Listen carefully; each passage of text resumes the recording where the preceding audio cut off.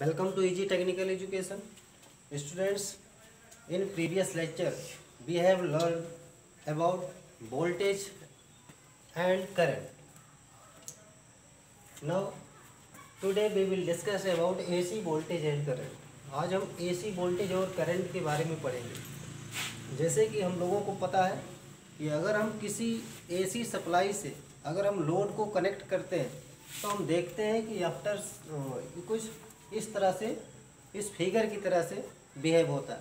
अब कैसे, इस फिगर का क्या मतलब है? जैसे मैंने किसी AC सप्लाई से, ये क्या है आपका AC सप्लाई से एक लोड को कनेक्ट कर दिया तो होता क्या है कि आपको पता है कि करंट हमेशा किधर जाती है, higher potential to lower potential. तो यहाँ पर ये जो पॉजिटिव है नेगेटिव है, मीन यहाँ पर इसका हायर पोटेंशियल है और यहाँ पर लोअर पोटेंशियल है, तो करंट ऐसे मूव करेगी।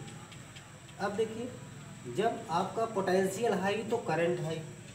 कल आपने देख लिया कि पोटेंशियल क्या है, यानी कि वोल्टेज क्या है। जब वोल्टेज ज़्यादा होगा तो करंट भी ज़्यादा होगा।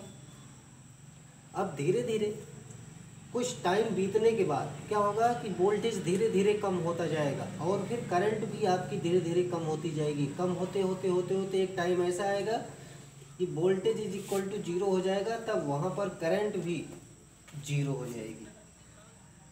इस यहाँ से देखिए, इस ग्राफ से समझिए कि जैसे ये आपका ऊपर वाला ये क्या है, वोल्टेज का ग्राफ है, और ये देखिए ये नीचे का जो है ये आपका करंट का ग्राफ है। तो यहाँ से आप कह सकते हैं कि जैसे आप मान लीजिए पीक पॉइंट पर है। अब पीक पॉइंट पे अगर ये वोल्टेज है, देखिए वोल्टेज अगर पीक पॉइंट पे है तो करंट भी पीक पॉइंट पे है। जैसे जैसे वोल्टेज आपका क्या हो रहा है, डिक्रीज हो रहा है, तो देखिए करंट भी डिक्रीज हो रहा है, यानी कि वोल्टेज कम हो रहा है, करंट भी कम हो रहा है। एक टाइम ऐसा आएगा कि यहाँ पर वोल्टेज भी 0 है और करंट भी आपका क्या हो जाएगा, 0 हो जाएगा।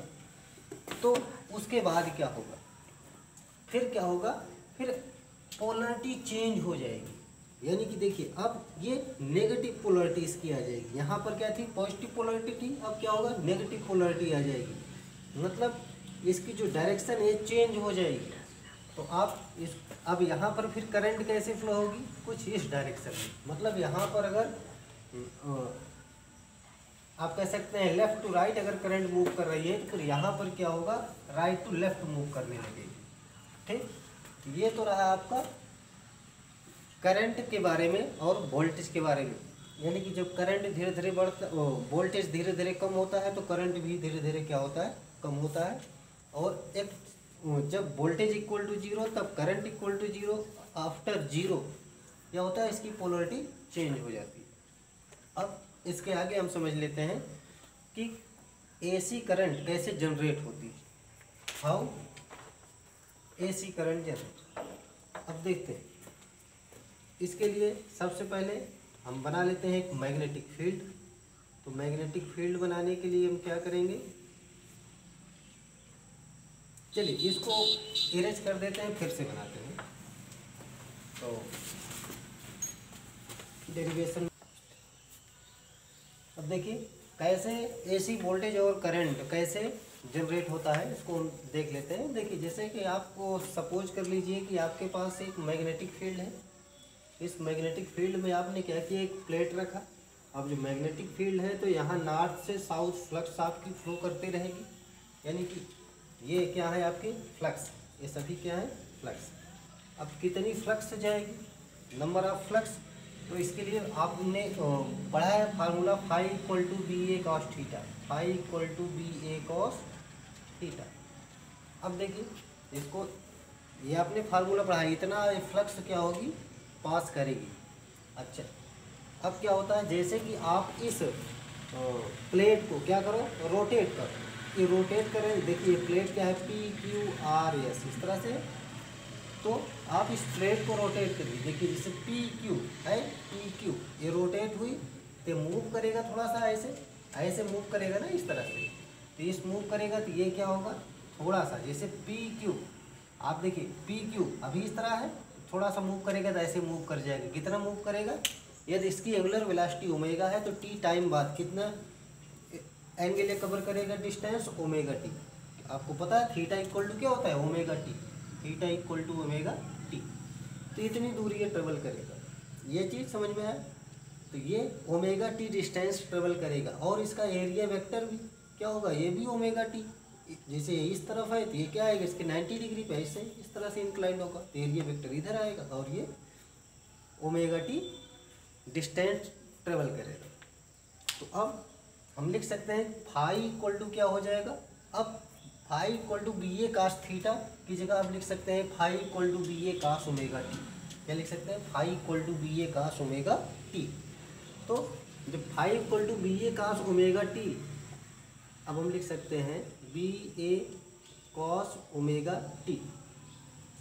तो ये क्या है, ये फॉर वन कॉइल, एक कॉइल के लिए कितनी फ्लक्स यहाँ से पास हो रही, B A cos omega T.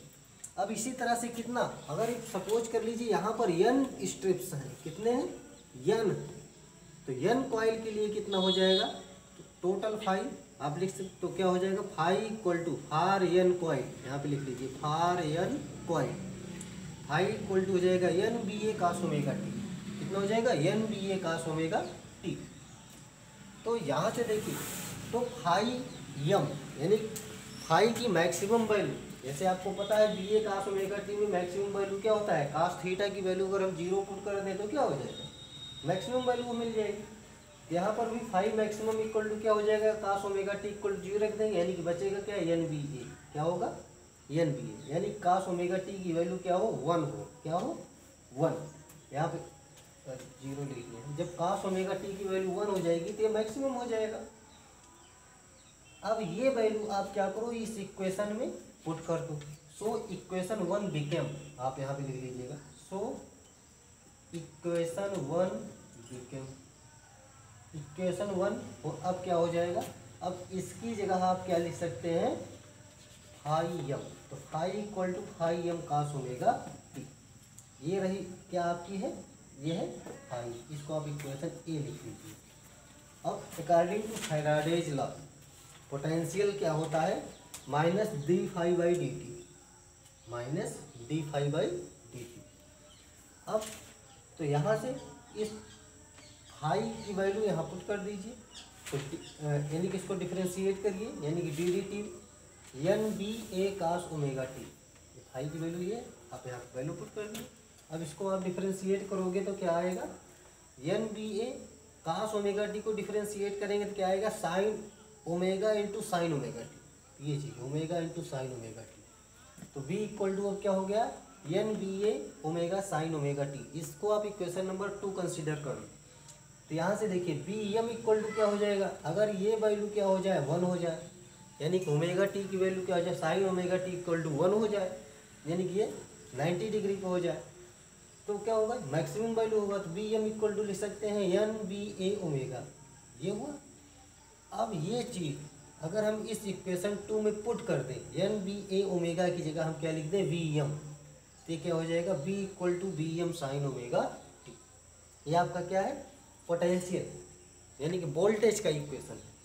आप आसानी से वोल्टेज के इक्वेशन को डिराइव कर सकते हैं कि वोल्टेज इक्वल टू क्या है, यानी कि instantaneous voltage equal to V M maximum voltage into sine omega T.